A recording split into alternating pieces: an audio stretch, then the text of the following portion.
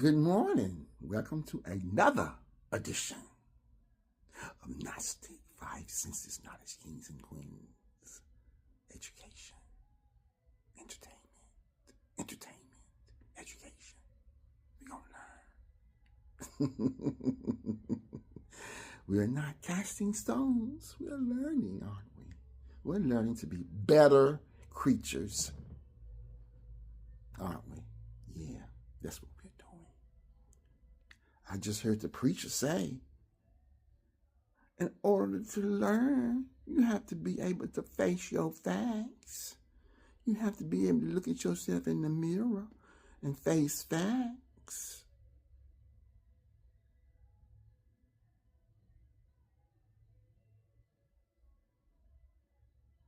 And correct the stuff that's wrong with you.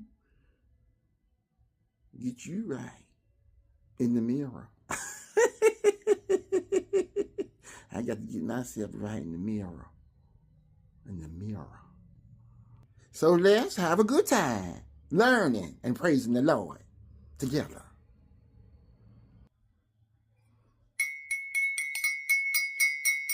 Bella, I'd like another cup of coffee, please. Yes, with hazelnut creamer. Thank you. It's winter time, but it feels nice outside. Welcome to another edition of Gnostic 5 Senses Knowledge Kings and Queens Entertainment Education. After the song, we will feature Pastor Shannon Long from Beyond Measure Ministries in Hall River for today's message. Respectfully, you haven't arrived yet. So we're still climbing up the mountain, baby, trying to reach the top. We ain't finished the battle, but we fighting the battle. We almost finished the battle. On that way, and I just can't stop. For at the end of the mountain, there is faith and trust. I can see Yeshua, which we call Jesus. For me, that's enough. And I thank God that I'm reaching for myself. Mama can't do it for me, and my daddy sure can't do it for me. I got to do it for myself, and you got to do it for yourself too. So let's climb that mountain.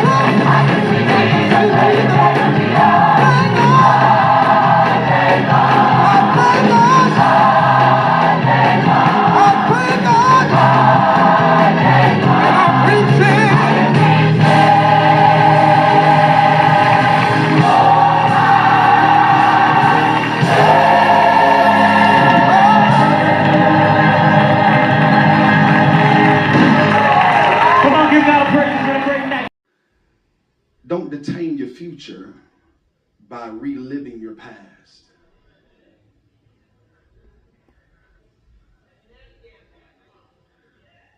Don't detain your future by reliving your past. Some of us, just by sheer countenance, tells me that we're struggling in 2026 with our past. There's no way that we could struggle with 26. So it has to be that of your past that's causing you to struggle in walking into your future. Sometimes it's hard for you to press forward because what you're coming from still has a pull on you. Philippians 3, beginning at the 12th verse, following the praise team may take their seats.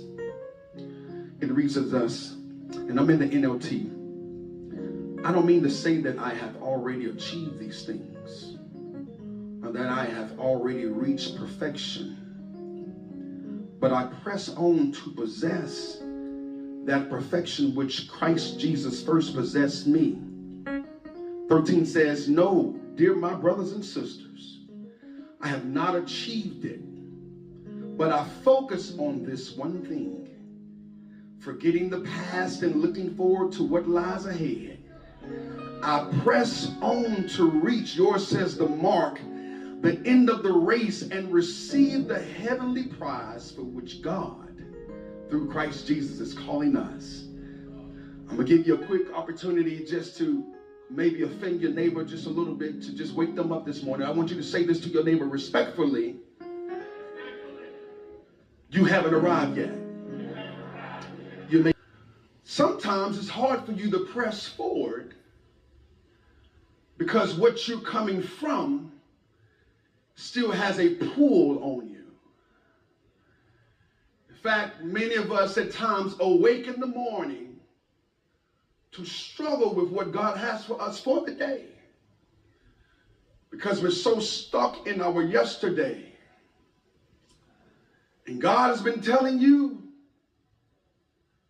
even in last year, that it's time for you to walk in a new season. And while you keep asking God in the quest of, when am I going to walk in this new season? God is saying, it's up to you. I've already laid the path. I've laid the foundation. What you have to do is walk in it.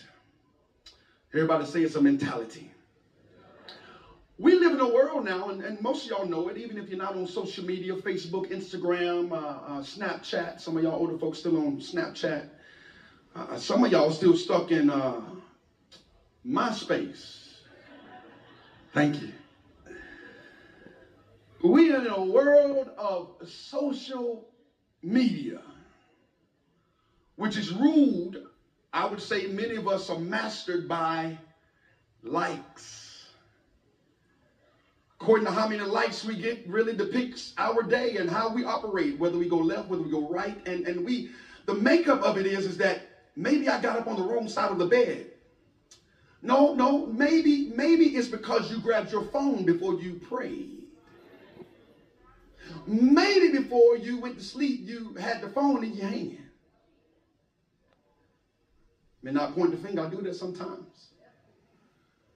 But in 26, I'm praying that the Lord molds me into a better man. And I figured out that if I become a better man, I can be a better pastor. But in 26, I'm praying that the Lord molds me into a better man. And I figured out that if I become a better man, I can be a better pastor. I can be a better husband. I can be a better father. I can be a better person toward the kingdom of God and toward his people. So God is still working on me. But we are in a social media driven world and a society. And our very focus many times is based on people's approval, which is where we go wrong at. We are reminded that a worthy life in the text is focus on developmental stage, his or her own character while being the best possible version of thyself. That's what we should strive for, to be the best me, to be the best you can be. Not anybody sitting in your role, not anybody that's in your cubicle or in your department. You should be the best you that you can be, that God has called you to be. Ah, man, I was going to tell you to tell your neighbor, but it's too early because they still offended. Philippians 3, we've discovered that the Apostle Paul is taking inventory. Everybody say inventory of his life. He tells us in his pedigree in verses 4 through 6, but in verses 7 through 12, he says that all these things that he's gained were lost for the sake of Jesus Christ. He says all these things that I've gathered, all these things that I've acquired were lost, don't y'all leave me, for the sake of Jesus Christ. He tells us that the most important thing in the world is not achievement. It's not titles, it's not accolades, it's not awards, it's not degrees, but the most important thing in the world is the relationship in Christ Jesus. Paul gets deep here. What we find here in Paul, with all these great accomplishments and his heritage, is that he is still dissatisfied. 26. When Paul looked back over his life, he sees a man that hasn't arrived yet. One that needs improvement. We're talking about the Apostle Paul. Paul says, I still have not arrived yet, and there's still some space for improvement. I'm going to prove it to you in a minute. Paul is the one, must I remind you, that he wrote half of the New Testament.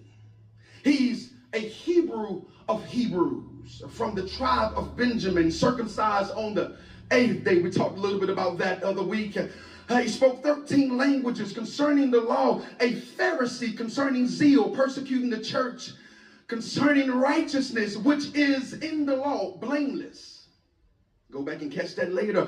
If he was not satisfied as to where he was in Christ, that should say to many of us here today that is lesser in our development of the greatest, that we too have not yet arrived yet. Say it, Pastor, respectfully. We haven't arrived yet. House. Another position of promotion. No, you awake, number one, to give God praise, but you are awakened to do what the Lord has called you to do, not what's on your agenda, not what your director is always telling you to do, but you should awake sometimes, not to be hard-headed, but sometimes God has a way of shifting your direction, even though you're supposed to be going here. God says, I want you to go here respectfully. I want to go somewhere else with that. And so you're not just here today just to exist, but you got up this morning. God woke you up this morning with vigor, with vitality this morning to do his will. And I'm not just living to make another day-to-day paycheck. You don't go to work just to get another paycheck.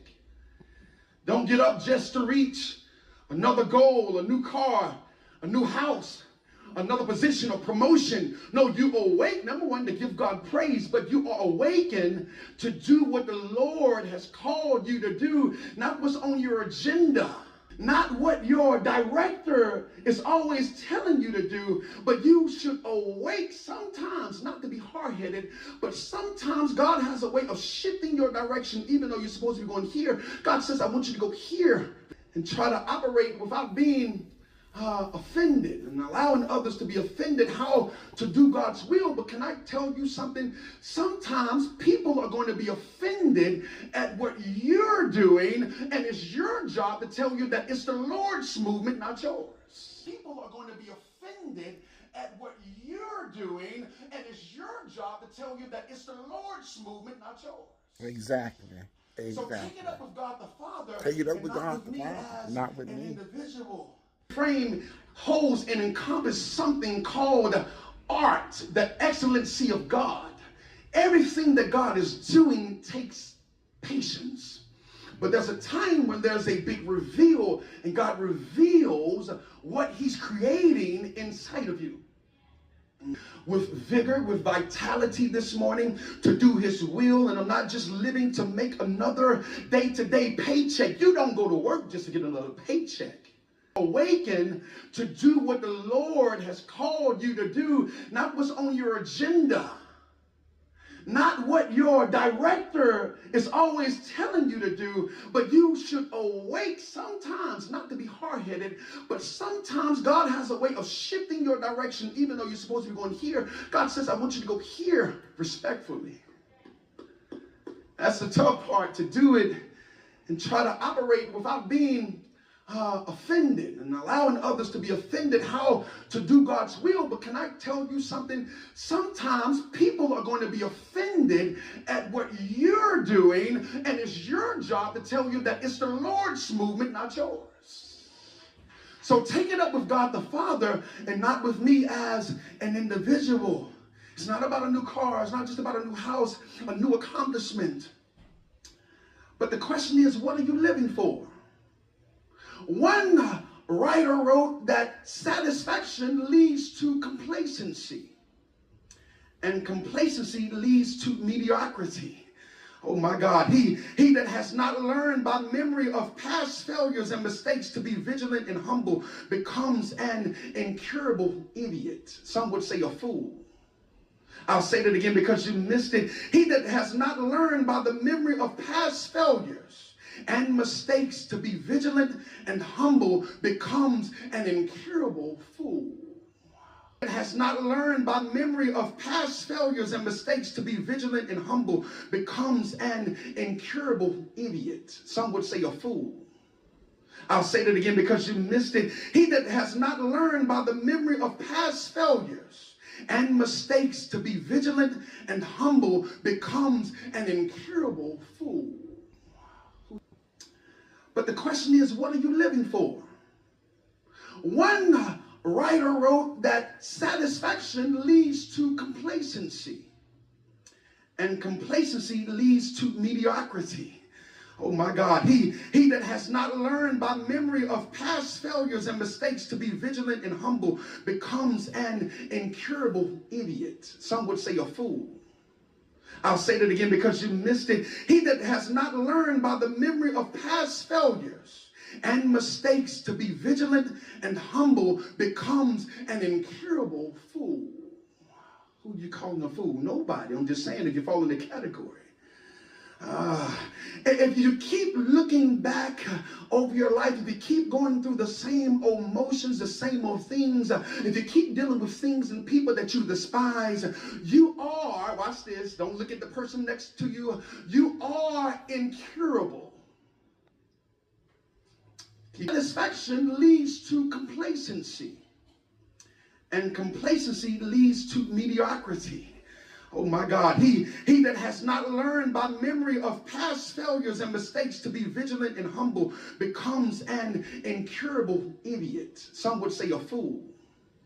I'll say that again because you missed it. He that has not learned by the memory of past failures and mistakes to be vigilant and humble becomes an incurable fool. Who you calling a fool? Nobody. I'm just saying if you fall in the category. If you keep looking back over your life, if you keep going through the same old motions, the same old things, if you keep dealing with things and people that you despise, you are, watch this, don't look at the person next to you, you are incurable. Keep doing the same old things that you've been doing in 25 and you're still doing it in 26, and we're only 5 days into the new year. You're already doing those same old things. You are incurable. Some people are incurable in your life. Question is, what do you do when you recognize that there's no cure for them? Still keep dealing with them? Still keep dating them? Stay married to them? Absolutely. Say that real quick because I don't want nobody breaking up because of what I say. That's not biblical. I'm going to tell you right now, I know pastors all across the world talking, oh, just leave them. Absolutely not. You know, just leave them. The Bible says that he's sanctified by his Wife. Okay, that y'all ain't even read that. That's too much. That's too much. I say that for marriage ministry. I say that. Okay. And so, if you've made a decision to do well and greater in 26, you're going to have to push some people out of your life. What I mean by that is that there are some relationships that you're going to have to let go. Let me say it again. There are some relationships that you're going to have to let go. Tell your neighbor, let them go, let them go, let them go. Absolutely. There are some friends that you're going to have to release if you plan to do better in this season. There are some habits that you're going to have to overcome if you plan to do better in 2026. There are some phone numbers, some emails, some little black books, some WhatsApp contacts that you're going to have to release in 26 if you're going to do better in 26. And some of them contacts you just got on December 31st. Whoa! Pastor, I just got these. I don't know. We ain't went out yet. Whoa! Pastor, I just got these. I don't know. We ain't went out yet. Delete it. I don't want you saying December 31st of 2026. Pastor told me to delete the number. He told me. Somebody recorded. Pastor told you. But there's some things that should be deleted from our life so that God can do what he's doing. And there are some social structures, hear me out this morning, some social structures that you're going to have to get out of, because if you're going to run well in 26, you're going to have to come out from among them. Oh, that's old school preaching right there, Jay. Did you put that in your phone? That's old school preaching right there. Come out from among them. Oh my God. What if God tells you to come out from among them and they in the church? Oh my God, because you could be in the church and not of his kingdom. Oh God. You could be sitting in the row, have perfect attendance and not in the number. You could be the pastor, the associate, the deacon, the deaconess on the praise team, in the choir, and still not be living in the kingdom, no relationship. How be it that you get up and do what you do before the people? Some people do it well. How be it that you get up and do it and you're still not in the number? I didn't call your name, don't get mad at me, but I say it again. It's time to develop a relationship.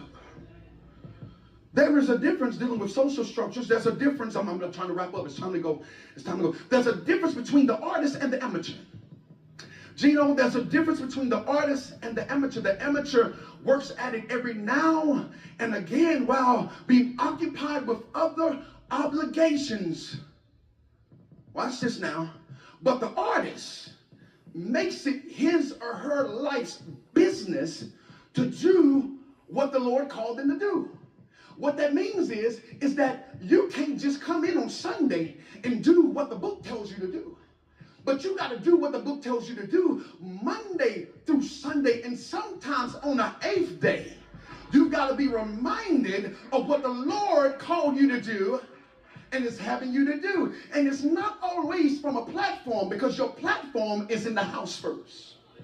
Let me help my husbands out. Your platform is in the house first, not in the kitchen, not in the living room, but in the bedroom. Your platform, because it's in the bedroom that we sleep on the other side of the room. It's in the bedroom that we sleep on the other side of the mattress. Because behind closed doors is really where it goes down. Because we do great before people. We look good before people. We know how to shine before man. We know how to exemplify the scripture before man. But the real exemplary of the word of God is what you're doing behind closed doors, me included. There has to be a change in participation behind the doors.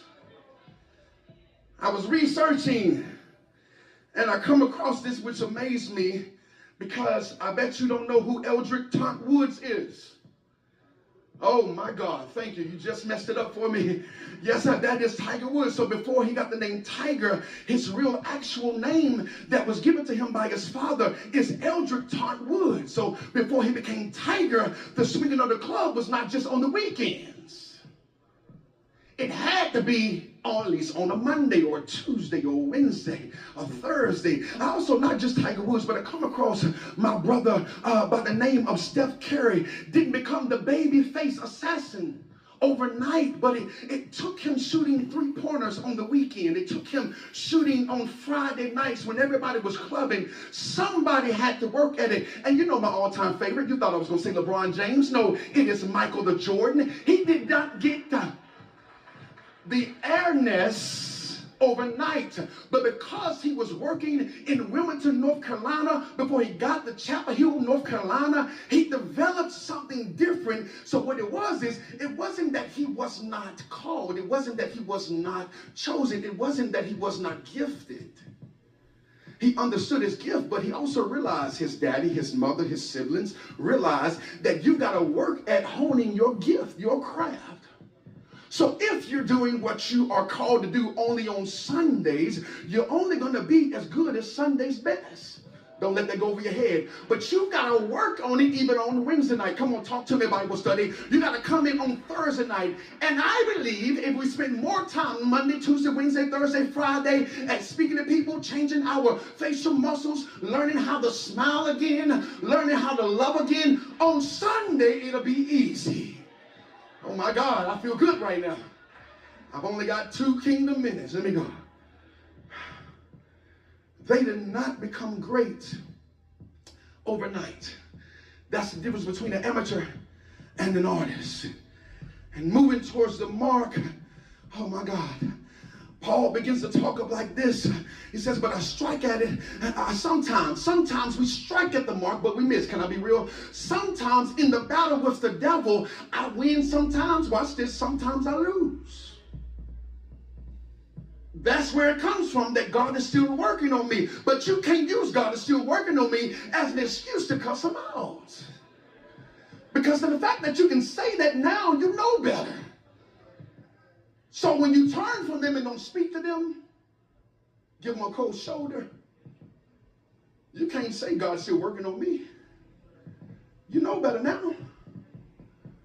Don't we do it? Oh, the room got quiet. Paul is talking about moving towards the mark.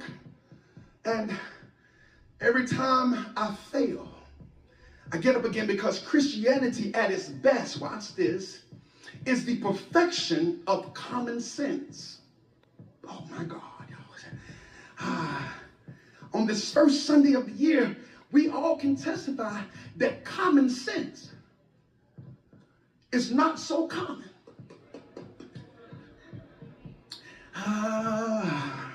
Somebody didn't understand it. You explain to them later that it's not so common these days. But if you are going to strive to be all the Christian that you have been called to be, some things ought to be put in practice just by common sense. Number one, here it is. The first thing you got to do, I'm closing now, still in my 2 minutes of kingdom time, is that you have to face your faults. You got to face, Brother Joseph, you got to face, Elder Swan, you got to face your faults. Oh my God. Tell somebody, face your faults. Paul says, I count not myself to have apprehended, KJV, I'm in there, which means I have nothing yet caught. I have not yet caught all that I've been called to catch. Oh my God, say it again, Pastor. This means that I've been caught, but I have not truly caught what he's called me to catch. So I have not arrived yet. There's some things that God is still working on me and through me and in me. And Paul said, even with all that God has done for me, I'm not yet all that God wants me to be. So what you got to do is face your faults, because we've all got some faults. Let me help you on this road, my last 1 minute of kingdom time. Let me help you because we are great at not facing our faults, especially even today in 2026. So let me just spend some time of reminding you of the faults that you have since you have amnesia. I know we've been preaching this on Love Fest. I know because, sometimes like he can't be talking to me. Yeah, let me help you out. You remember the time that you saw her and you thought about what she did to you and you decided to go the other route? That is facing your faults. What are you going to do now next time when you see her? Have you thought about when you showed up to the service a few weeks ago? I got to remind you that we had rearranged the seating arrangement and you were upset. I'm not calling no names, but you were upset because he or she was sitting in your seat. Oh, you feel guilty now.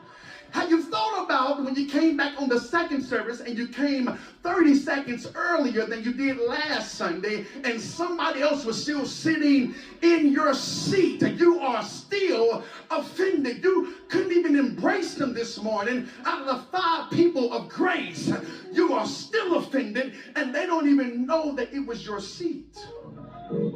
Let me come on down your road because y'all playing with me this morning. Have you thought about when you showed up on your job and you remember what they did to you in 2010 and you still can't walk past that cubicle because you still stuck up? You still thinking about revenge and trying to get back?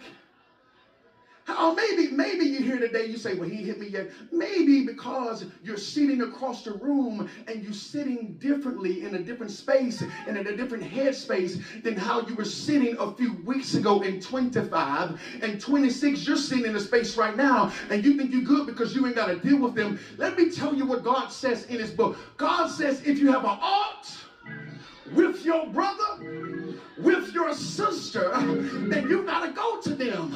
How be it that you're in 26 and you walk past them, but you didn't go to them to let them know what the issue was?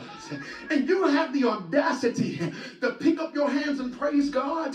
You have the audacity to sit in God's space, in God's room, and breathe God's air and still walk over them, still talk over them. I'm coming for you. You have the audacity to still not pray for them while God is moving through you because you still have an issue with what they said, how they look, how they embraced your spouse, how they loved on your kids, didn't look at you. You have the audacity, get myself together, to do something that's outside of the ramification in the book. So you, dear, are creating your own book, and God says, add nothing to, take nothing away. How dare you write your own book? So you, dear, are creating your own book, and God says, add nothing to, take nothing away. So you, dear, are creating your own book, and God says, add nothing to, take nothing away. How dare you write your own book?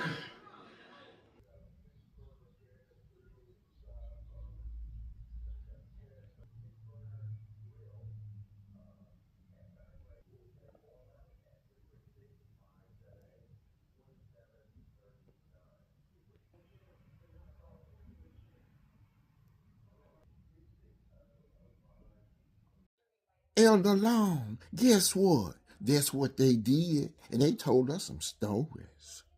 Made us suffer for nothing. Breaking us up, dividing us up over lies. That ain't right. And now our people act like them. That's awful. That's terrible. We got to get back on the right path. They ain't on the right path. They think backwards. They even wrote the Bible backwards. We supposed to be praising Satan and not Jesus. But that's the way they wrote it, because they want us to be backwards like they are. That's why I'm so glad that the Lord knows the intent of the heart. That's what I'm glad about. Because the Lord knows I wouldn't intentionally be praising the wrong thing. Not intentionally. But I'm glad to be learning. I really am. I'm proud to be learning. Aren't you? Not for the sake of violence. That's not what it's about. We're supposed to be getting better. We're supposed to be educating ourselves, getting better. That's what we're supposed to be doing. Not continuing the same cycle of doing the same thing over and over and over. Never, ever coming out of that cycle. We're supposed to advance. You're going to stay in the second grade 3 years in a row. They call you dumb. If you repeat the grade that many times. Well, it could be, a problem that hadn't been discovered. That is the case sometimes. I'm glad we're advancing. Seems like we're not. Because things go so slow. But in a way, they're going slow, but they're really going fast. Isn't that something? Oh, well. By the authority of the Church, we divide this world. East to Portugal, west to Spain. We are the authority of the Church, we divide this world. The authority of the Church, we divide this world. East to Portugal, west to Spain. We are agreed. In the 15th century, the Roman Catholic Church divided the world in half, granting Portugal a monopoly on trade in West Africa and Spain the right to colonize the New World in its quest for land and gold. The authority of the Church, we divide this world. East to Portugal, west to Spain. We are agreed. In the 15th century, the Roman Catholic Church divided the world in half, granting Portugal a monopoly on trade in West Africa and Spain the right to colonize the New World in its quest for land and gold. Pope Nicholas V buoyed Portuguese efforts and issued the Romanus Pontifex of 1455, which affirmed Portugal's exclusive rights to territories it claimed along the West African coast and the trade from those areas. It granted the right to invade, plunder, and reduce their persons to perpetual slavery. Queen Isabella invested in Christopher Columbus's exploration to increase her wealth and ultimately rejected the enslavement of Native Americans, claiming that they were Spanish subjects. Spain established an asiento, or contract, that authorized the direct shipment of captive Africans for trade as human commodities in the Spanish colonies in the Americas. Eventually, other European nation-states, the Netherlands, France, Denmark, and England, seeking similar economic and geopolitical power, joined in the trade, exchanging goods and people with leaders along the West African coast, who ran self-sustaining societies known for their mineral-rich land and wealth in gold and other trade goods. They competed to secure the asiento and colonize the New World. With these efforts, a new form of slavery came into being. It was endorsed by the European nation-states and based on race, and it resulted in the largest forced migration in the world. This is the brutal truth about the transatlantic slave trade you are not taught in school. A story about power, about greed, about the deliberate destruction of identity, of memory, of entire civilizations. From the coasts of Angola to the rice fields of Georgia, from the gold-rich rivers of Ghana to the silent plantations of Cuba, a continent bled, not by chance, but by design. But by design. This was not just human trafficking. It was a business, a religion, a science, a genocide. Packaged in profit, baptized in hypocrisy, and shipped across 3 continents. One of the first English slave ships was named the Jesus. Sometime in 1619, a Portuguese slave ship. One of the first English slave ships was named the Jesus. Yes, the good ship Jesus. Its full name? The Jesus of Lubeck, a royal warship turned merchant vessel, named after the Savior, used to deliver suffering. This is the true story of the Atlantic slave trade, not the version in schoolbooks, not the version wrapped in diplomacy, but the version history tried to forget. The end of the slave trade. What they never wanted you to understand. They never wanted you to understand. In the 1400s, the kingdoms of Europe stared across the ocean and saw opportunity. Portugal and Spain were the first to conquer new lands in the West. Plantations, vast and fertile. But they needed labor. Thoughtful, lots of it. They turned first to the indigenous people of the Americas. But violence, disease, and overwork wiped out entire populations. So the colonial empires looked across the sea toward Africa. Africa, a continent rich in culture, kingdoms, and people. With these efforts, a new form of slavery came into being. It was endorsed by the European nation-states and based on race, and it resulted in the largest forced migration in the world. This is the brutal truth about the transatlantic slave trade you are not taught in school.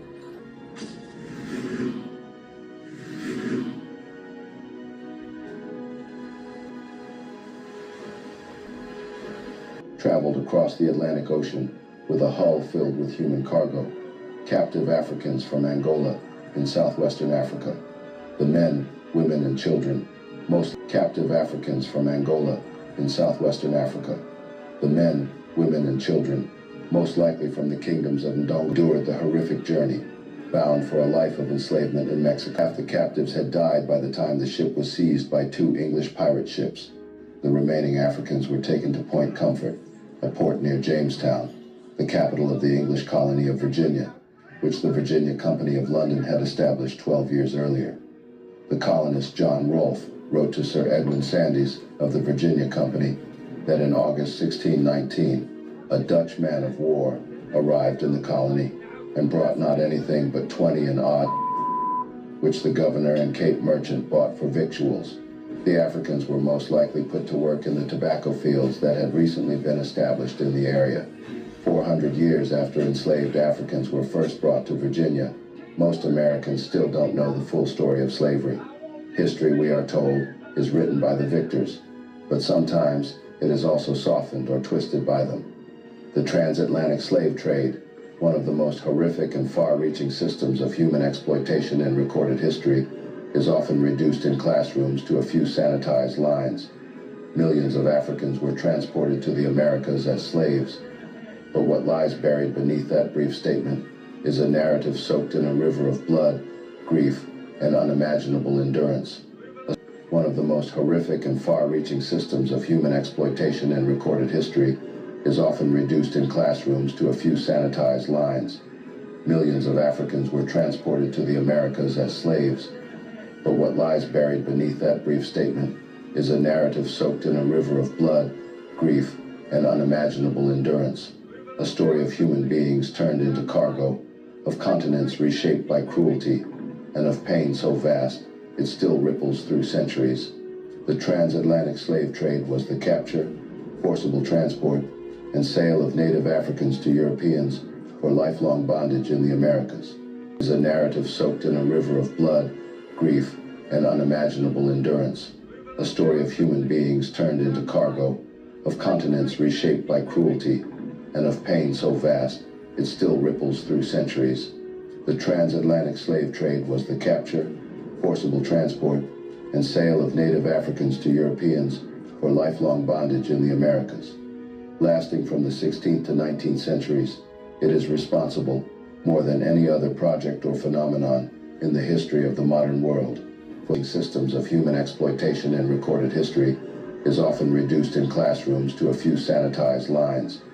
Millions of Africans were transported to the Americas as slaves.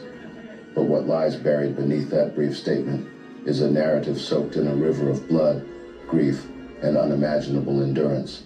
The transatlantic slave trade, often reduced in classrooms to a few sanitized lines. Millions of Africans were transported to the Americas as slaves.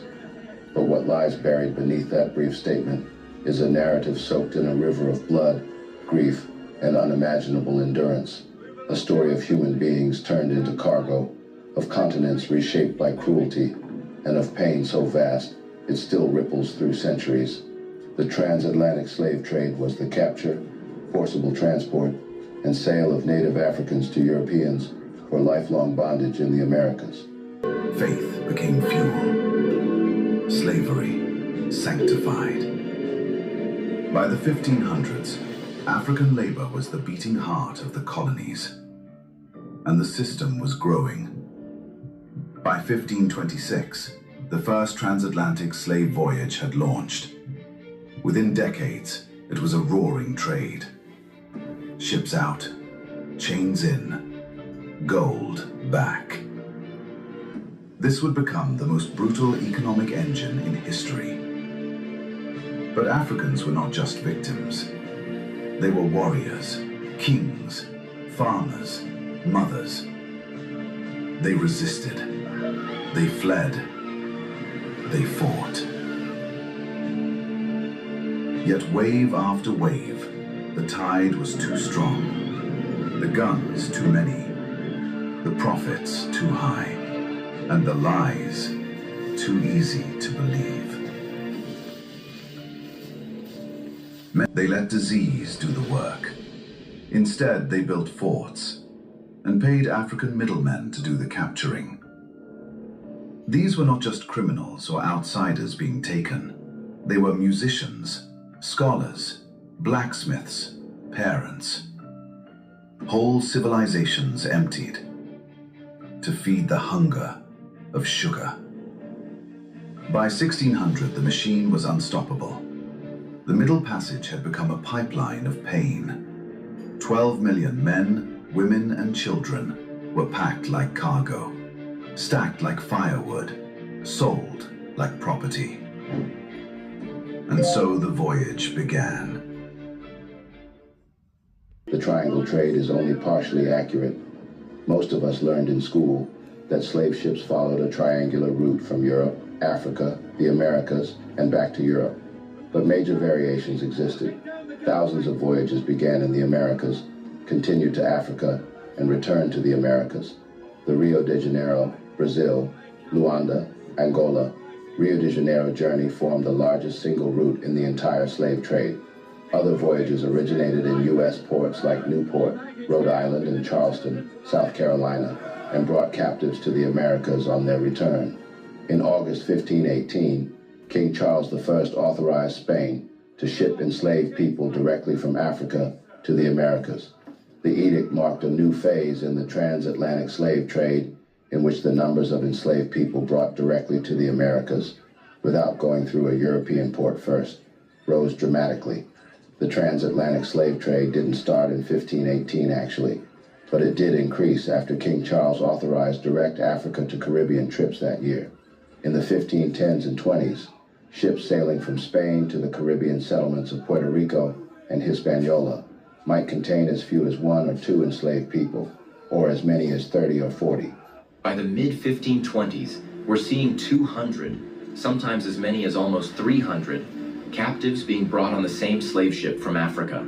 It's difficult to trace what parts of Africa the captives on board came from, since many were captured on the mainland and shipped to island ports off the coast before Spanish boats took them to the Americas. Says Wheat, a history professor at Michigan State University. Spain may have increased the number of enslaved Africans it brought to the Caribbean after 1518, because the native people it had previously enslaved that were dying from European disease and colonial violence.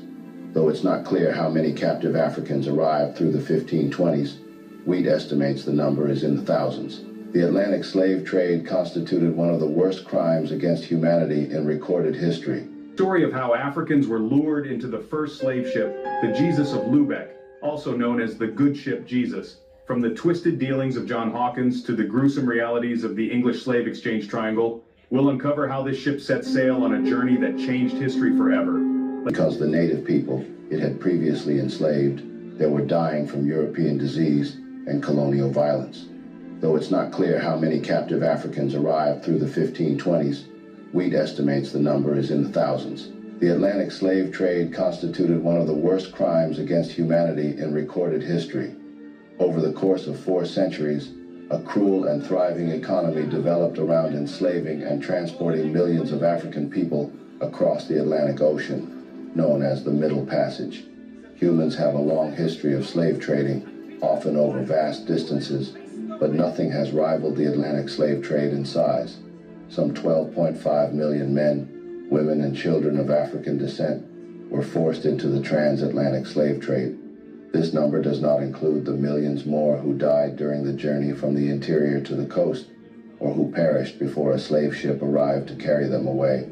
The sale of their bodies and the product of their labor brought the Atlantic world into being, including colonial North America. In the colonies, status began to be defined by race and class, and whether by custom, case law, or statute, freedom was limited to maintain the enterprise of slavery and ensure power. Captives endured tremendous violence and trauma during the Atlantic crossing. The journey known as the Middle Passage was a living hell.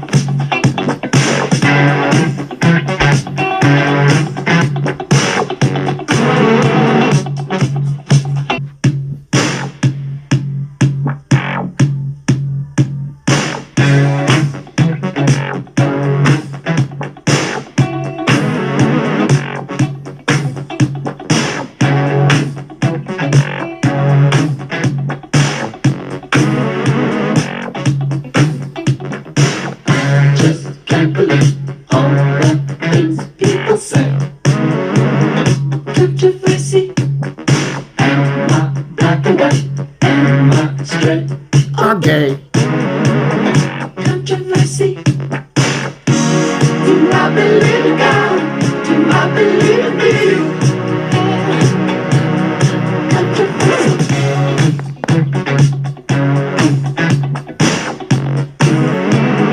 Controversy.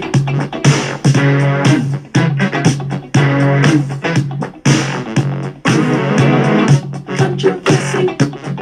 I can understand human curiosity. Controversy. Was it good for you? Was I what you wanted me to be? Controversy. Do you get high? Does your daddy cry? Controversy.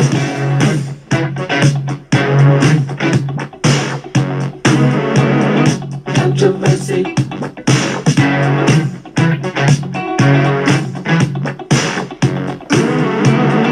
Controversy. Do I believe in God? Do I believe in me? Some people wanna die so they can be free. So life is just a game, we're all just the same.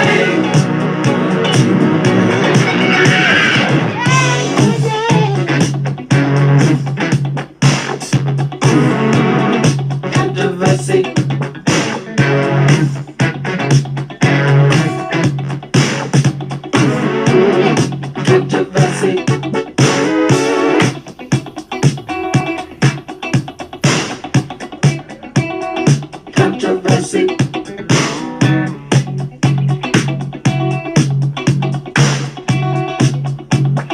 Controversy. Do I believe in God? Do I believe in me? Let me tell you, some people wanna die so they can be free. So life is just a game, we're all just the same.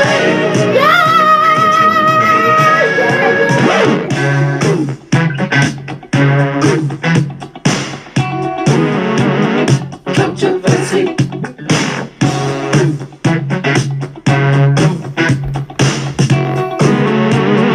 Controversy.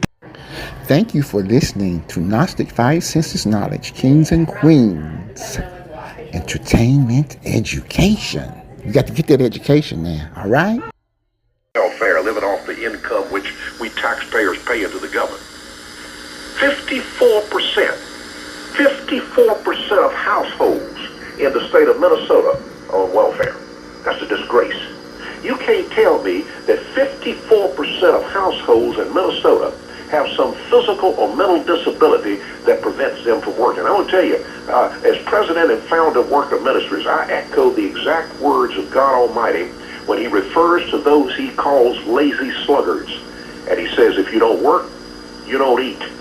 It is irresponsible behavior to sit on one's behind and refuse to work when you're able to work.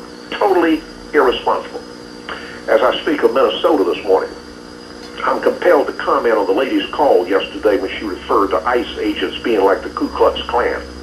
The Department of Homeland Security and President Trump state that the woman who was shot and killed by that ICE agent weaponized her vehicle and tried to run a law enforcement officer over in an act of domestic terrorism. DHS Secretary Kristi Noem stated the officer was struck by the vehicle, treated at a hospital, and released, and that the agent followed his training. Federal officials contend that the agent fired defensive shots out of fear for his life and the safety of others. Now, let me quickly hasten to say, I don't pretend to know all of the details. This case is still under investigation. By the way, will be investigated by the FBI and not Minnesota. And of course, the Minnesota governor is already grumbling. He has the audacity to say that he ought to be involved in the investigation. Mister, how can you be trusted when you're the one that's turned your head away from the welfare fraud case in your state? And this I will say this morning without any apology. Regardless of the outcome, it is irresponsible to get on the radio and label ICE agents in a derogatory manner. They are enforcement personnel. They are not connected to the Ku Klux Klan, thank you, and especially when someone doesn't have all the facts. And in addition, we all need to be careful not to jump to some untrue conclusion.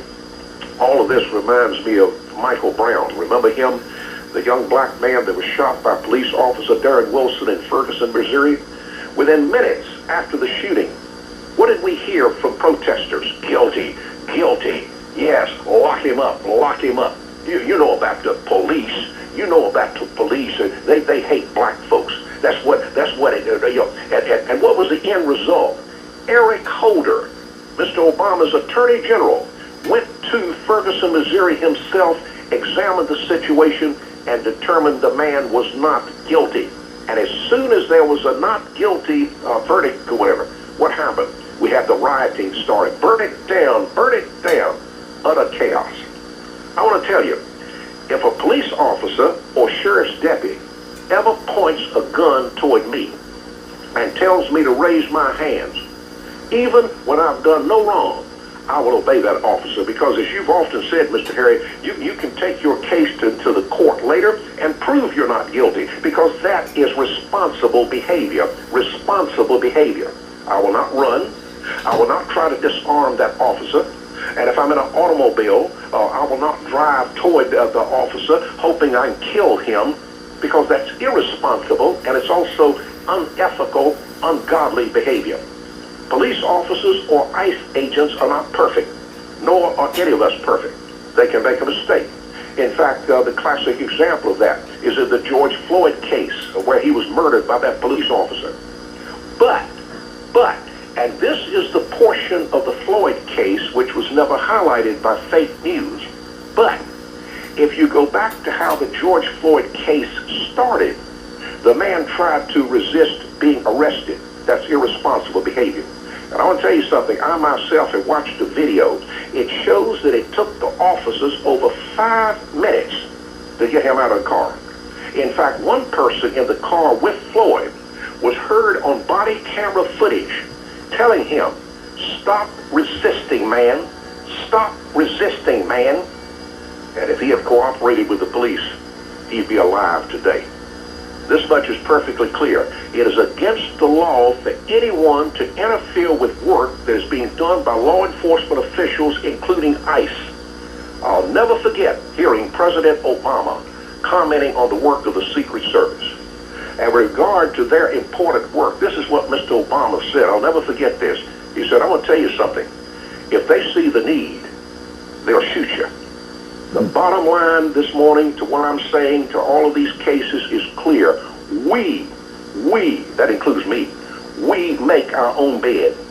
And those who exercise irresponsible behavior can face severe consequences, even to the extent of losing one's life. And that is a tragedy. But it's also a reality. Mr. Harry, I'm Jim, one weekend. Jim, before you go, I need to tell you something. You used a statistic that is not true. It seemed a little. I had heard the number before. That only 9% of people in Minnesota are on welfare. The 51% is the Somali community. That was a number that 51. Okay, thank you for that. You need to look that. Look that one up. Yes, sir. Certainly will. Thank you for the correction. Yes, sir. Appreciate it. Thank you very much. Have a wonderful weekend. You too. Take care. 2229224. 2229224. Let me tell you about the folks over at Super Save Pawn. Morning, Harry. Hey there. How are you? Oh, it's just a great day to be alive and live in this wonderful United States of America, and to know that there are laws for every single one of us. And some of them are good laws, some of them are bad laws. I voted for the good ones, and I voted against the bad ones. But as long as the law on the book, I obey it. How about you? Well, I pretty much try to follow the rules. I do occasionally go over the speed limit, but, other than that, I'm pretty safe. Yeah, I try to stop at all stop signs. I try to follow the laws, but sometimes I'll drive 5 miles over the speed limit. So I'm a lover. That's all they know about. That's all they know about is man's law. That's all they know is man's law. That's because they ignorant as hell. I count that as deadly assault. And assault is against the law. And running over a police officer is against the law. And I don't care what kind of body armor you got on. It don't protect you from getting run over. And when you're assaulting a police officer, trying to protect somebody else that has broke the law, which an illegal alien, which is y'all are the original ones that never, ever, ever repented and paid for what you goddamn motherfuckers done, you sorry ass no good roach. They gave them a free in to the United States of America.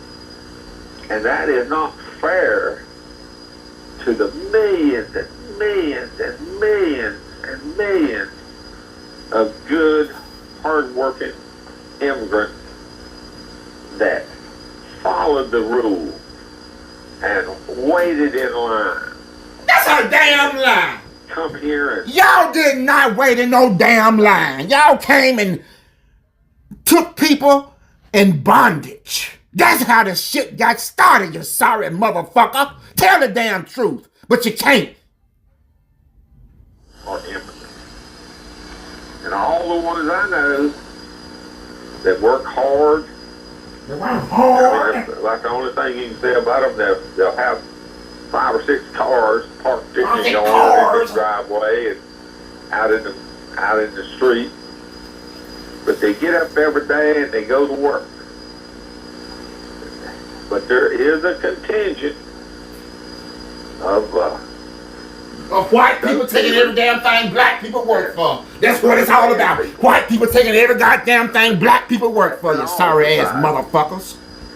green, yellow, red, black, white, polka dotted, half and half. Never seen a purple one, but I expect there's a few people out there that sell their purple. I know a bunch of girls got purple hair. But, as long as you come here legally, you go to work. I've had plumbers that weren't born in the United States, and I've had a couple of roofs put on my house by people that weren't born in the United States, and they were just as hard-working people as what you'd want. But they was legal, and I even went as far as to ask them, are you here legally? Because I don't want to support illegal people, no matter how cheap the work's done is. Because I want to follow the laws of the United States. And I'd rather somebody play by the rules, come here legally. If it takes 2 or 3 families living in a house to buy a house for the cost nowadays, that don't bother me none.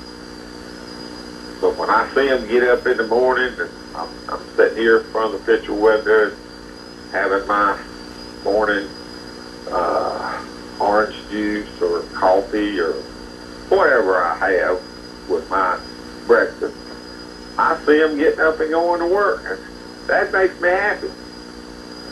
But when I look at all these people that are protesting, the illegals, I feel such a sense of loss and a sense of wonder.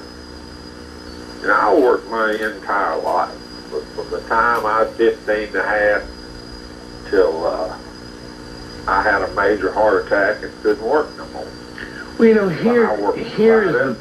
to that day. Here's the major situation.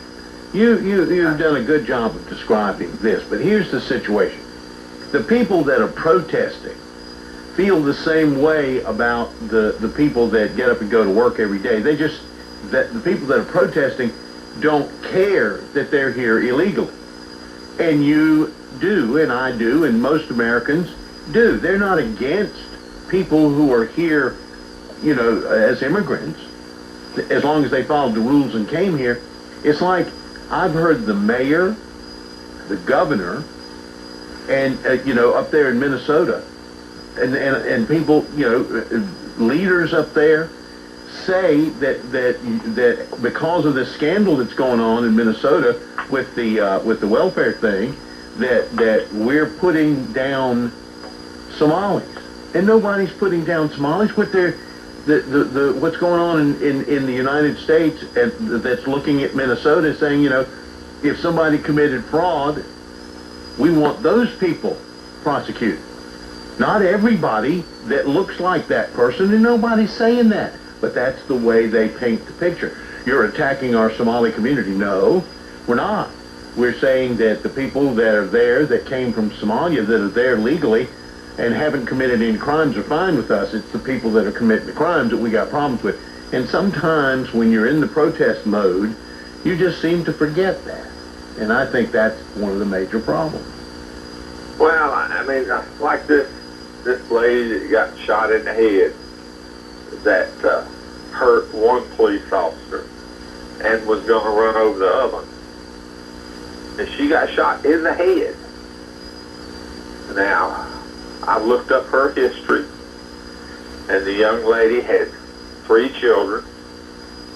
You know, her first husband divorced her for her ideals or ideologies or whatever you want to call them. And she can have any ideals she wants. She can believe in whatever she believes in. You know, she could be a Baptist or Sure, just don't break the law. Follow the rules, and you're not going to have any... See, she would be alive today if she were following the law. She would not have had any problem at all if she were following the law. The problem that she had was that she broke the law, and it cost her life. And they're trying to blame the police officer for her reckless behavior. 222-9224. 222-9224. Good morning, you're on Talk Line. Good morning, Harry. Hope your morning's going well. Doing great. Well, we're having to pay more for rain, I guess. Oh, yeah. We're having to buy rain. That's right. The rain tax is going up. but they say they're trying to make it more fair. So that if you've got a little parking lot, you don't have to pay as much as somebody who has a big parking lot. Well, what do they figure the slope in, too? I don't know how they, in all honesty, I don't know how they figure. They say they're going to change, the new changes are going to be on the size of your parking lot. Now, I don't know if that has anything to do with the slope. Does the water run faster on your property than it does somebody else's? I don't know. Hey, but, yeah, I can tell you how we can save some money. Whoever's running the Link Transit system, if they would fund that out of their pocket and they could take all the money they make and put it in their pocket, you know, and get the government and city out of it, that would save the city some money. But, you know, you can't beat a broke drum, you know, that ain't gonna happen. But this Minnesota thing that we're talking about, the lady, if you protest, I know you can protest legally, carry a sign, but it's supposed to be, and way I understand, on foot. I don't think you protest in a motor vehicle, because now she was just caught up in the snow or something. I saw snow on the ground. If she's caught up in the snow, you know, she could just roll the window down and said, I'm just trying to get through here, and it wouldn't have been no problem. Well, the people that were there, the folks, I mean, she was there to protest.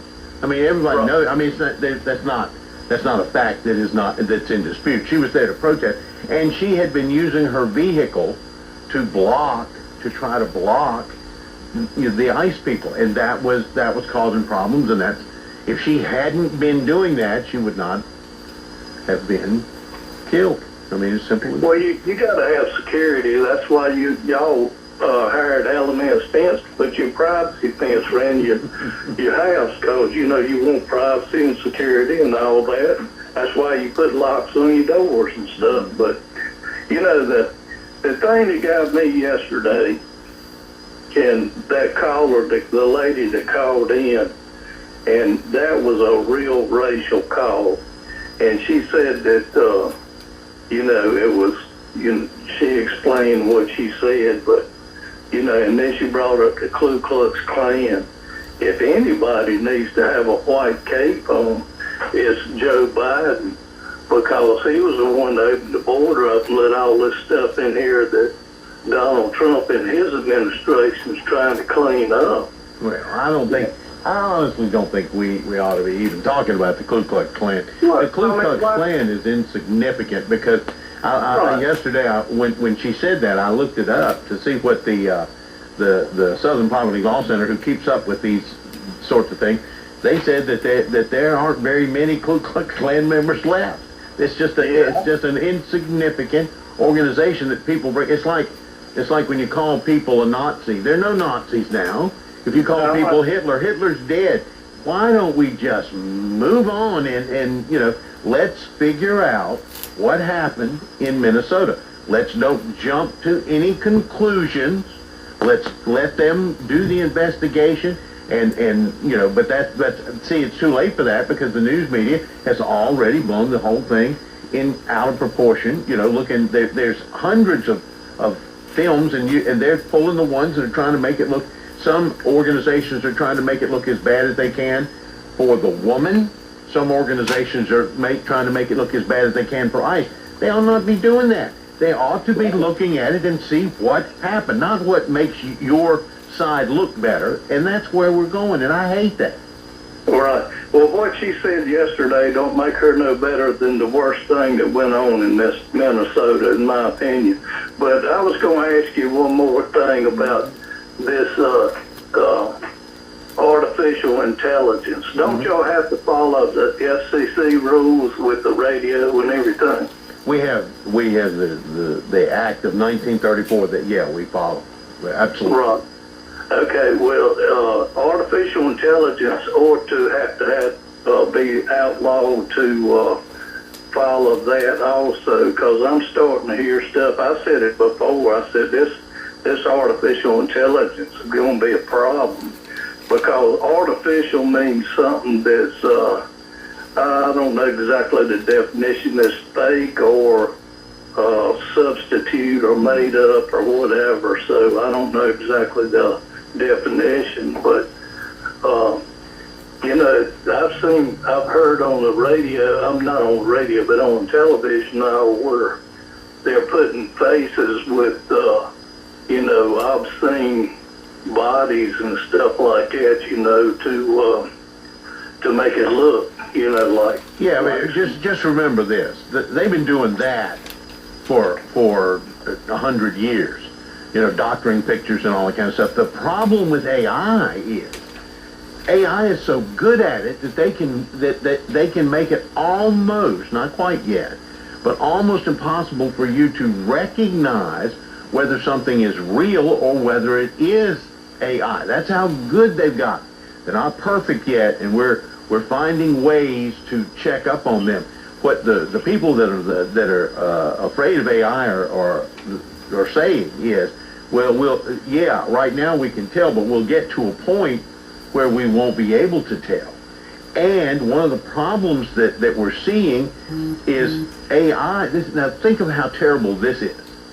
AI looks something up on the internet, can't find it, makes something up, and then puts it into the internet so that this fake thing that they made up gets into the internet, and they can figure out a way to make you believe that it's real, and that there's no way for you to tell that the story that they made up, the person that they made up, or the legal case that they made up is real, and there's no way you can tell. And you start getting in, these things start coming up on searches, and there's nothing you can do about it. You just can't figure out whether it's real or not. And I think, that's a good discussion for putting a whole lot of strings attached to anything AI. Well, do you think that that won't bring on a lot of scam and of course it will. The AI scammers are already, it's already in the billions of dollars how AI is scamming people right now. People are using, people that are intelligent, real people, are using the AI, artificial intelligence, to scam people. It's happening right now. I saw a couple of stories earlier this week about that very thing. Real estate market was one of them where the AI was scamming people. So you have to watch it every second of every day. You got to make sure. That's true. If you think something looks a little fishy, you better go ahead and figure it out. Speak up. If it looks fishy, speak up right away. Don't ever, don't ever be afraid that, they'll think I'm stupid. Okay, so they think you're stupid. Who cares whether they think you're stupid? If you see something that doesn't look right, it looks a little fishy, then you need to say something, because if you don't, this stuff will get pushed through, and it won't be good. It's not going to be good. I hope the banks and all the creditors and everything that you deal with, finance-wise, I hope they got blocks and ways to pick up on that. I think the banks and the financial institutions are the most vigilant ones. Now, do they get scammed every now and then? Absolutely. But how they get scammed it's something that's good and possible, but not too good to be true. So an AI comes up with a financial thing that you can go for, and they put it, they separate it out and put it in. The banks are good at spotting that stuff. They're real good at it. And the financial institutions like Fisher, Fisher knows all about these things that are going on. They can sort of see what's too good to be true about a thing that AI has come up with. But there are stories about financial institutions being scammed by AI. It's just that they're more vigilant than most. Well, I'm telling you, we're on this electronics and everything today is we're our own enemies now, I guess. Yeah. But anyway, let me get off here and let somebody else. You and Suzanne have a good weekend. Everybody else too. Appreciate it. Thank you. 222-9224. Good morning. You're on Talk Line. Hey, Eric. Hey there. How are you? I'm doing good. Want to go back to maybe that conversation that you and Eddie had yesterday. All right.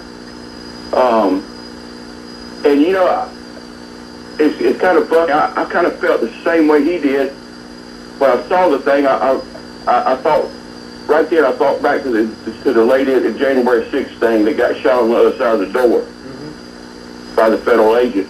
And it's kind of similar, but here's the problem I have with the whole thing, and I've watched it a couple of times, Harry. With the guy standing in front of the car and he shoots through the window. And I'm okay with that.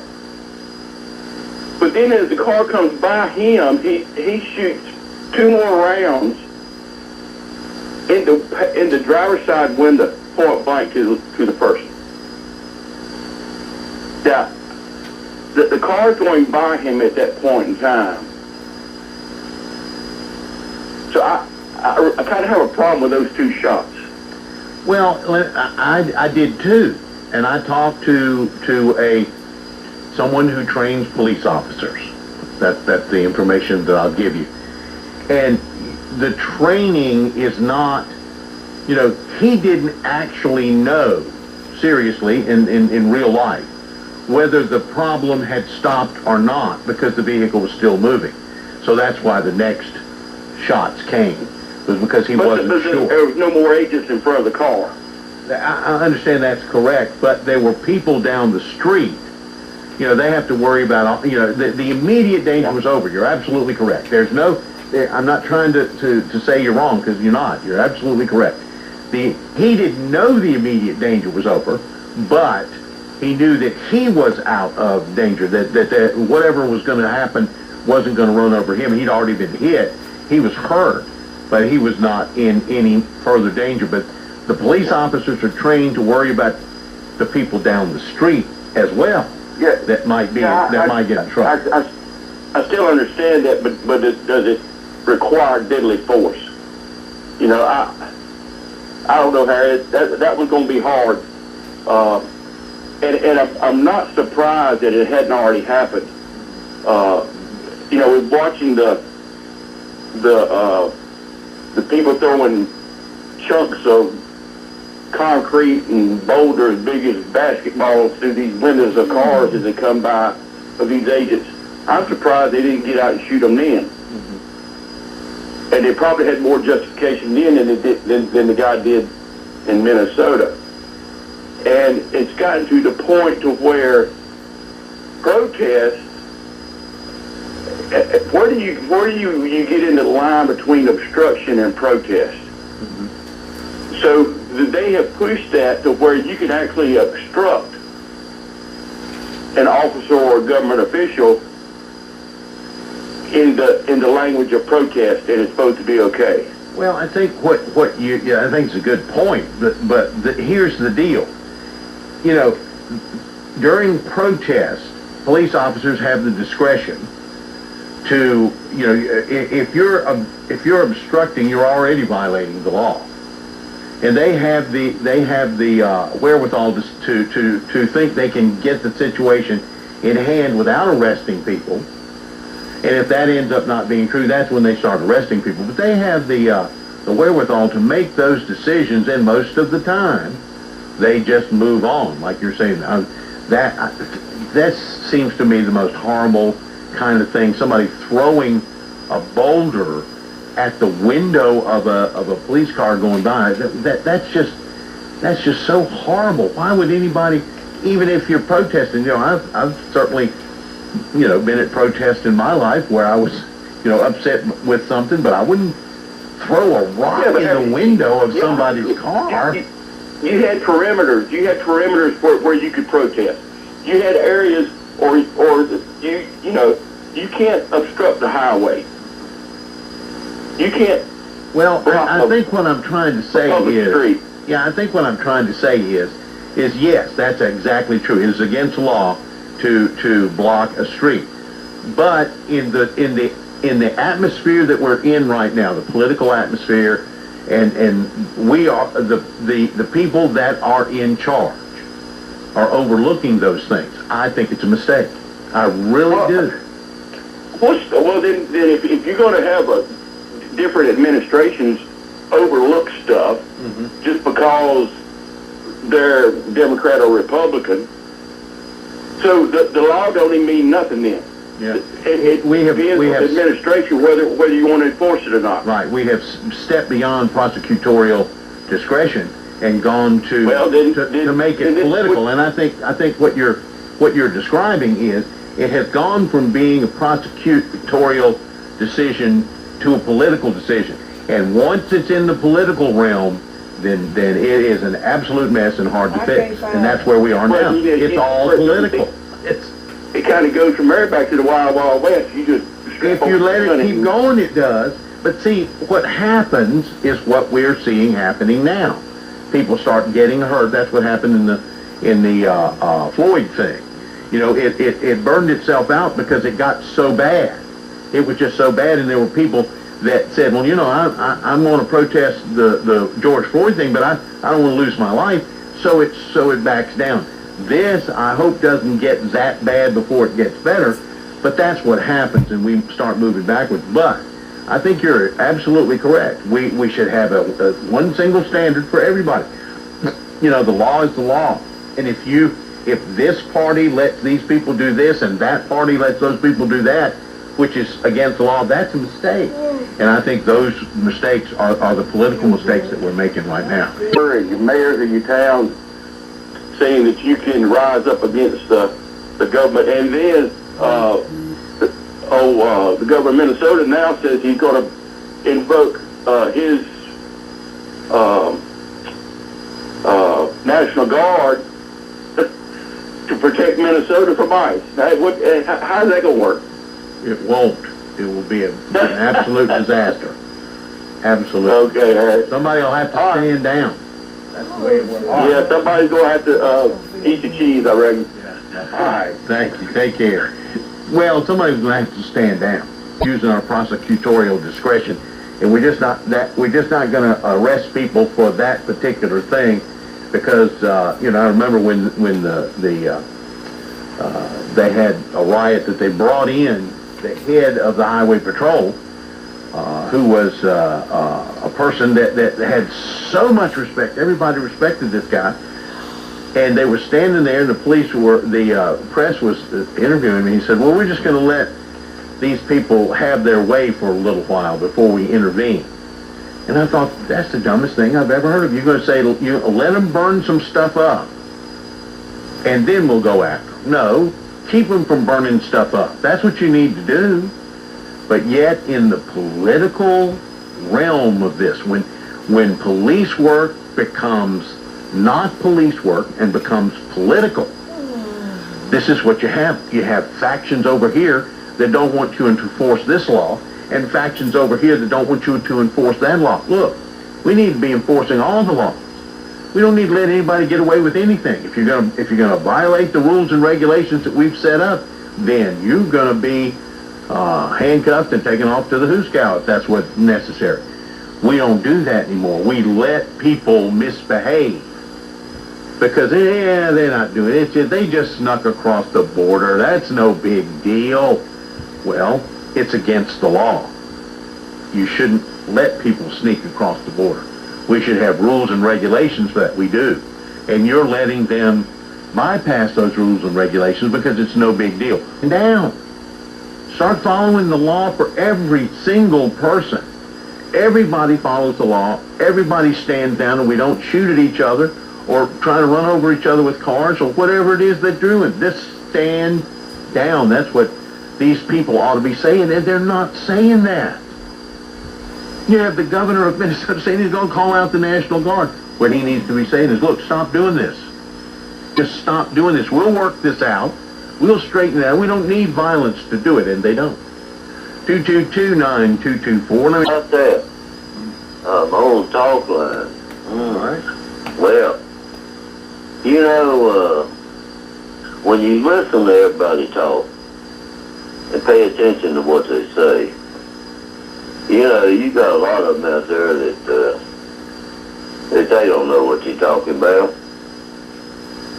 They're not going to try to solve anything. You know, the fraud and the abuse that's going on is going to keep going on. They're not really going to change anything. You know, I mean, the taxpayer is putting the bill for all this stuff. It pays all the employees' jobs that work for the government. They don't want to hold nobody accountable for all this fraud and abuse that's going on. They want to pass the buck to somebody else, and then they're going to retire out and say, I'm untouchable because I've retired from the government now. Now I don't have no dealings with them anymore. Well, I made it. I got my money and I run. You know, and that's how they're looking at it. I'm working on a retirement plan. I'm the head honcho, and I'm going to get enough money so I can keep paying my taxes and not have to do anything. You know. But there's a lot of people out there that don't have that option. You know, that's working every day and trying to pay their property tax. And all we getting is up on property tax. Up. You know, I still believe real estate people and the tax people got together, and the real estate people sell a house at a higher rate instead of what it should be, sell it at a higher rate, and it makes the guy next door taxes go up because they sold it at a higher rate instead of being the average. See, so that puts the burden on everybody on that street. Their taxes is going to go up. Well, the tax man, he didn't have to do a raise that year because the real estate guy done the raise for him. Oh, everything on this house, on this street is worth 500. You know, 500,000. Everything on this street. You know, taxes on 500,000 is about what, $2,200-$2,300, and I mean $100. So you know, it's kind of like a mafia game they play it. But nobody's going to be held accountable. They don't care about it. Now, they're going to raise taxes again this year. You know, they just ain't figure out how to charge everybody for the water runoff when it rains. Well, how much they going to charge us when it don't rain? You know, if it don't rain for 2 months, we still going to have to pay the runoff taxes. Absolutely you are. Absolutely you are. Exactly right. See, that's just because they brought it up. Now, I don't live in the city, so I don't have no parking lot. I don't have no runoff water that affects anybody in the city. Now, we ain't going to pay them taxes. Wait till the county figures out that they might be able to get a rain tax. Then you'll have a different story. Well, they got to figure out something, Harry. So I'm going to tell you, if the city can get a rain tax, why can't the county? I mean, you know, it's... Look here. They got to figure out a way to pay for them airplanes spraying up there in the sky so they can keep it going. All right. You know, and it ain't been working, Harry. It ain't been working. You know. Yeah. Now listen, I know you're a professional on the airplane. You know all about airplanes. It don't matter what. I don't know all about airplanes. I know a lot about airplanes because I'm a pilot. So I know how to keep them from dropping. I know how to keep them from dropping on the ground. I don't know how to spray them. Well, you know what comes out of the tail of an airplane. I do. You know, and you can put off all you want to about the trails that they leave in the sky. And I was going to ask you the other day. Now you say they vapor trails. Mm-hmm. Now I don't know. I don't know. I hadn't done that much research on this, so I need to know how long can a vapor trail stay up in the sky before it disappears? I have no idea, but the temperature of where it is what makes the trail. Let me ask you a question. Let's not mess with airplanes. Let's mess with internal combustion engines. You know about those. Have you ever looked at the exhaust? I mean, on a cold day when smoke is coming out of the back of your exhaust system. Okay. Have you ever seen the little drop? Let me ask you a question. Yeah. Have you ever seen the little droplets of water that come off of that? All right. That's what's going on up there. Like right now, when that's happening, say it's 20 degrees. Well, when you get up in the air, it might be minus 20 degrees. So you're flying through that, and all that moisture is turning into vapor, and it comes out the back of the daggum airplane, and that's what you're seeing in the sky. Now, when does it dissipate? It dissipates when the temperature changes. That's what's going to happen. Well, okay, and you're using a wide brush right there, Harry. I'm telling you, your theory is it makes a lot of sense, but it's awful wide brush. But it's not really a wide brush, because when you have a jet engine up there, it's twice as big as the one you got dripping on your driveway. So it puts out 50 times as much, vapor. well, look, Harry. I'm not stupid by no means. I can see, and I know you ain't either, and you can see. When I look up in the sky and I see that big old jet airliner up there, and you can see the plane, so, he's not out of sight seeing. When you see the plane fly up there and you hold your hand up and the trail behind the plane is about 2 foot long, and then the plane's in front of it, and as the plane goes along, the trail goes with it. It kind of dissipates. But when you see these planes and they come fly overhead and they go plumb out of sight, and that trail is still there, it's still up there, and it kind of looks like it unrolls and unfolds, and then it gets cloudy outside, foggy. It's obvious that I'm never going to convince you of anything. So that we don't even. Let me finish what I'm saying. If there was that much ice and that much water unrolling behind that airplane, we would be getting some of it on the ground. No, you wouldn't, because it falls. Does that make no sense? It evaporates. It evaporates before it hits the ground. That's why it's a foggy. All right. Appreciate it. Hey, look. We need to open the daycare. That's all I know. All right. I'll take care. Appreciate it. 222-9224. Let me tell you about Village Square auctions and estate sales. We've got Amy and Lisa Flynn. She's the auctioneer.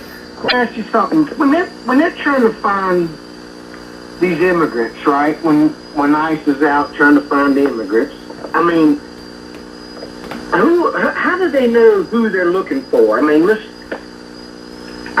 put it in perspective. They've got detainers. The way they start out is the detainers that have been given by the court. That means people that have gotten court orders to be sent away from this country. They've violated the law, whatever. Those are the people that they're looking for. When they're looking for those people, they do occasionally find someone who has not committed a crime, that they don't have a detainer on, but that are here illegally, and they are arresting those. That's what the protesters don't like. They say that they don't mind that they're arresting criminals, which I think they do mind. They don't want them to arrest anything. But they say that because these poor people who haven't violated any laws except sneaking across the border, you're trying to deport them, along with the people that have detainers for deportation. And that's what the problem is. But that's how ICE finds them. The people, they're going after people who have already been adjudicated in the system to have been here illegally or have violated a law, and they want to deport them. Well, so what percentage of the immigrants do you think are documented?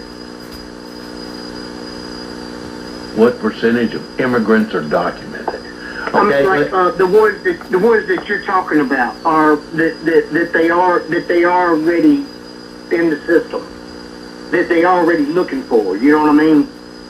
What percentage of the they said that they were that it was gonna be 80%. I don't think it is. I think it's probably 50-50. Criminals, 50-50 criminals, maybe a little 52-53% criminals, and the rest are. There are a lot of people that are trying to come up with that statistic, and it's all across the board. If you go online and put that in and try to come up with a number, you'll get bunches of numbers. But I think it's probably now, they started out wanting it to be 80-20, and it's more 50-50, because the criminals that have been turned loose by these jurisdictions, even though there's a detainer on them, are hard to find. But if you start looking for those people, you can find a lot of people that are here illegally that may not have committed a crime, but they're here illegally, and they're not going to walk past those people. They're gonna arrest them too, because they're here illegally. And that's what a lot of people don't like. They don't like these, because a lot of these people haven't committed any crimes. They might have been here 20 years and hadn't done a thing but work and pay bills and pay taxes or whatever. And they say, well, they just snuck across the border. That's no big deal. Well, to the ICE people, it is a big deal. Well, I mean, obviously, too, those are Democratic votes. I mean, correct, pretty much. Well, you know, they think they are. They think they will be Democratic votes. But the problem is that the folks that are coming here from South America and Brazil and Mexico, they're coming up that way, are very conservative, very, very highly Christian, Catholics mostly, but very conservative. And once they get here, especially the ones that get here, that are here legally, they become as much Republican as they do Democrat. They look at what's going on, but it's the illegals that come here and don't want to learn the language, they just want to come here for whatever they can get. Those people, if you let them vote, would probably vote for Democrats. What I would think. Okay. Well, I was under the impression that President Trump and his administration was in all ways going to get all immigrants. I mean, he said it, you know, straight out. You know, he wasn't looking just for a few. You know, he was going to get them all. You know. Well, he wanted to get the. You know, he was saying that 25 million came in, 20 to 25 million during the Biden administration. He wanted those people to go back. Now he's talking about illegal immigrants, not immigrants. Illegal immigrants. Right. People that came here illegal. Yeah, illegal. I'm sorry. Illegal. Yes, sir. Yeah. So yeah, but see, and he also said that he wanted to get the people that were committing the crimes, get them out first.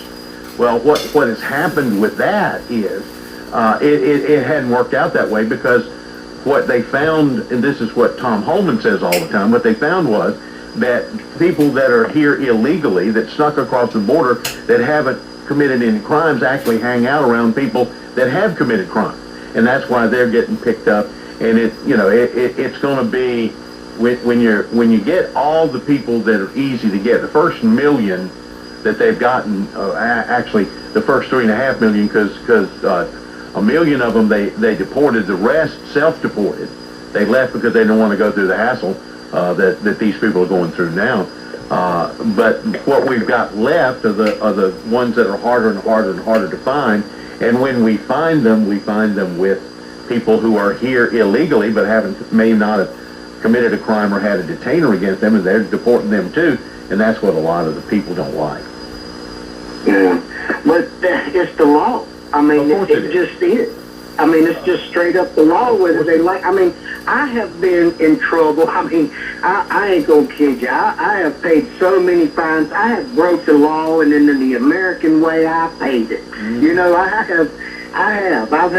I've been in jail, you know, in my younger life, you know, not too proud of it, but, you know, but anybody that gets in the way of them trying to make President Trump's, his main objective is to make America great, meaning for all Americans that are American. That are white. You know, and he figured it would be a good idea. One of the ways to make America great is to get rid of people who are here illegally that are committing crime.